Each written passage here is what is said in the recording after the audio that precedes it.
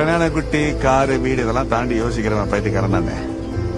காலையில இருந்து சோத்த கட்டுக்கிட்டு லொங்குன்னு ஆபீஸுக்கு போய் லோனு வீட்டு வாடகை ஸ்கூல் ஃபீஸ் இஎம்ஐ கட்டுறதுக்கு மட்டுமே வாழ்றது ஒரு வாழ்க்கையால.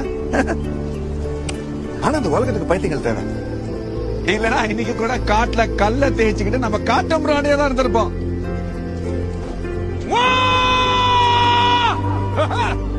குராக் சொன்ன மாதிரி the only people are the mad ones.